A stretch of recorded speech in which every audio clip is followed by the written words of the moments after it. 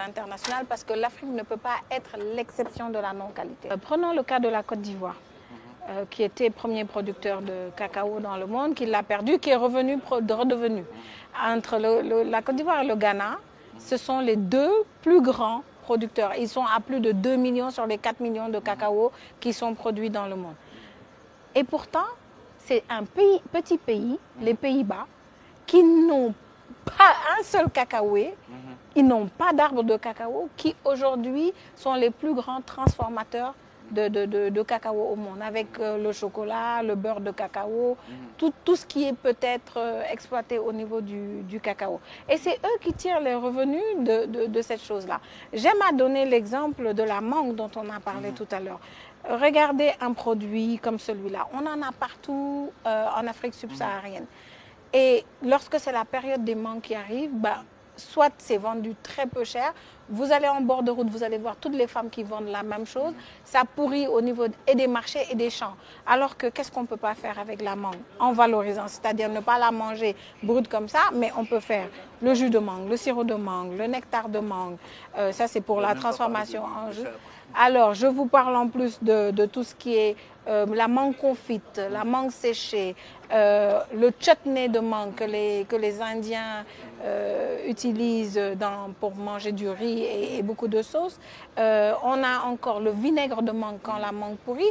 Et quand on a épuisé toutes ces possibilités, la graine, le noyau de la mangue qui se jette, on peut encore en faire le beurre de mangue qui est utilisé en cosmétique et qui se vend 23 $ le kilo aux États-Unis. Nous, cosméticiens, on est obligés d'aller jusqu'aux États-Unis pour acheter le beurre et le ramener. Alors qu'on a la mangue chez nous. Je prends la même chose, vos clémentines au Maroc, par exemple. Les clémentines, les oranges. Qu'est-ce que vous en faites? Quand vous épluchez, les épluchures sont jetées. Mais c'est une catastrophe. Parce qu'avec une épluchure de mangue, d'orange, qu'est-ce qu'on ne peut pas faire? On fait des confitures à la bise au Maroc. Oui, mais je vais vous donner quelques petites astuces. Quand vous le trempez dans l'eau pendant 3 jours, vous avez un macérat à queue d'orange que vous vendez à l'industrie cosmétique. Vous le trempez dans l'huile, vous avez un macérat huileux. Vous le trempez dans l'alcool ou dans le sucre pendant 45 jours. Vous avez une essence qui parfume toute la pâtisserie et même l'industrie des jus. Vous utilisez les alambics que vous savez très bien faire au Maroc et vous avez des huiles essentielles. Donc, qu'est-ce qu'on va chercher ailleurs? L'Afrique a à offrir, l'Afrique a un potentiel énorme. Encore faudrait-il, pour lever ces contraintes, un vrai plaidoyer et un vrai engagement gouvernemental, non pas pour dire qu'on va financer ou autre, parce que l'Afrique a quelque chose de très spécifique. Le monde aujourd'hui est au social business. Tout le monde va chercher le social business.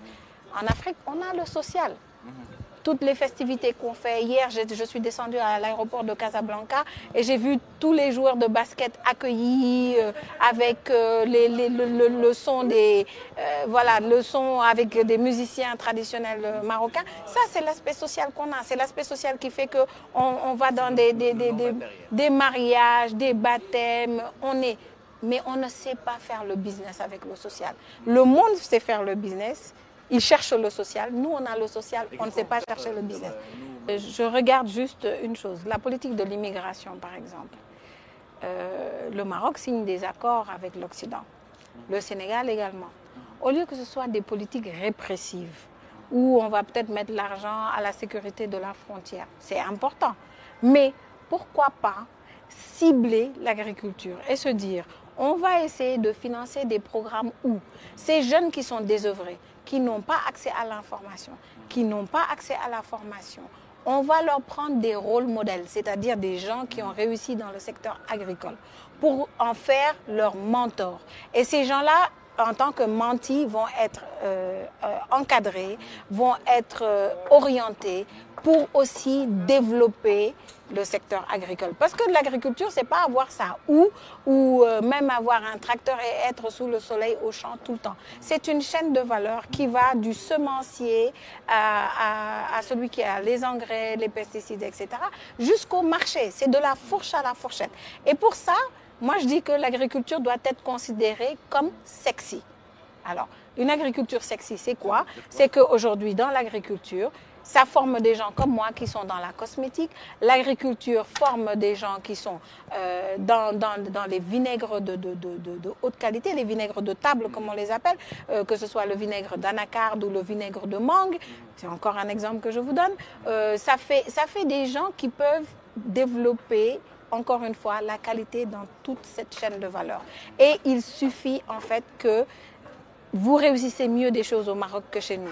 On réussit d'autres choses mieux que chez vous. Pourquoi pas, au lieu de financer encore une fois ces politiques de répression de la migration, favoriser les échanges entre les jeunes, d'accord? Favoriser le mentorat, essayer de mettre en pratique, et pas seulement de la politique qui parle, mettre dans des pratiques très concrètes les choses. Parce qu'en fait, l'œil de l'entrepreneur est un œil qui est curieux, est un œil qui est différent, il est observateur.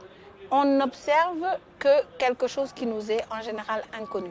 C'est pour ça que les enfants, ils voient tout, ils s'émerveillent de tout. Ce serait la même chose de montrer des choses différentes et qu'on se dise « Oh, c'est possible en Afrique ». Mais tant que les modèles sont donnés à l'extérieur, que l'agriculture est considérée comme ne nourrissant pas son homme, en fait, le premier empowerment, le premier renforcement, c'est renforcer l'agriculture. Il faut que les gens se disent que cette agriculture crée de la richesse et non pas que cette agriculture n'est seulement qu'un facteur pour lutter contre la pauvreté. C'est ça la différence.